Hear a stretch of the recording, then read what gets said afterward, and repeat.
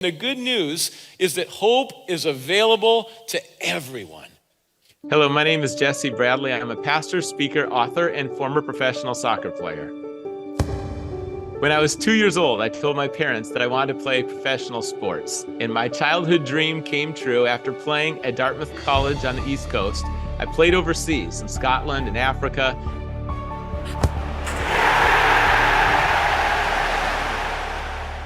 When I went to Africa and I took a prescribed medication to prevent malaria, it built up toxic levels in my system. So they sent me back to America. I had physical symptoms with my heart. It would beat 160 beats a minute sitting still. And then there were psychological side effects.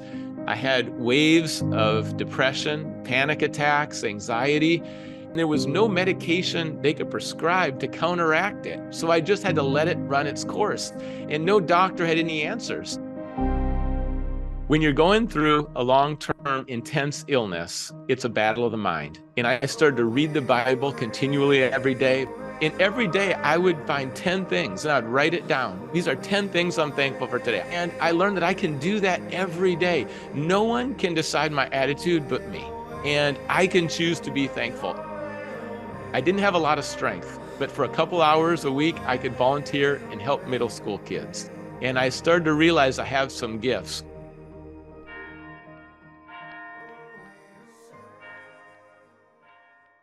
Hope makes a huge difference. I want more hope. But how do you acquire more hope?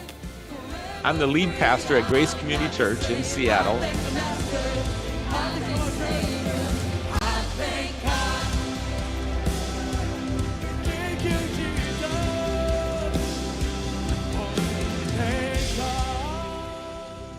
When the pandemic started, I had a sense that I need to make some shifts. And I realized that almost all my relationships and connecting is happening with other Christians. And how could I step into a completely different world and make relationships, share my story, encourage people, bring hope in those circles? On my Facebook feed, Magnify Your Message appeared.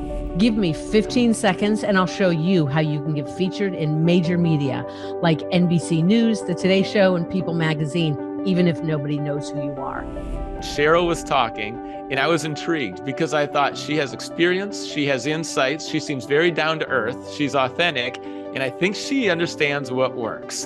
In Magnify Your Message, I learned that I needed a core message, and I brought it back to hope because during the pandemic, the Census Bureau said half of America feels hopeless, and I know what it feels like to be hopeless. I'm learning so much from this already in just like 2 weeks and writing everything down that I can and trying to apply as much as I can. It's been a great journey, starting with podcasts. And I'm like, this is working. And then radio and television, and it just started to expand. Pastor Bradley, so glad you could join us. It was incredibly exciting to be on Good Morning America. It was also very stressful. You know, that morning we had technical difficulties and we could not get the sound to work from Seattle to New York. And it was just literally seconds before we went on the air. You know, they say 5, 4, 3, 2, 1. And it was like breakthrough. It worked and it was on. And it's just a moment I won't forget. You want to talk a little bit about how important these kinds of traditions are. Thank you, Amy, and welcome. Our house is your house.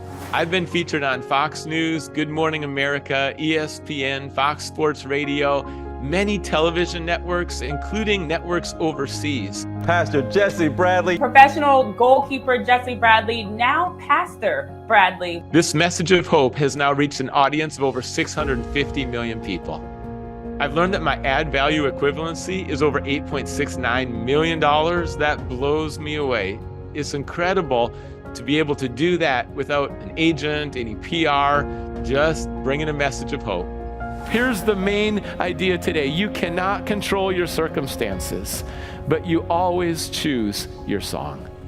There's nothing better than seeing someone's life transformed. Sincerely, that's what drives me. And when I see one, it just makes me want to see more and more and more because it works and it's available to everyone in abundance.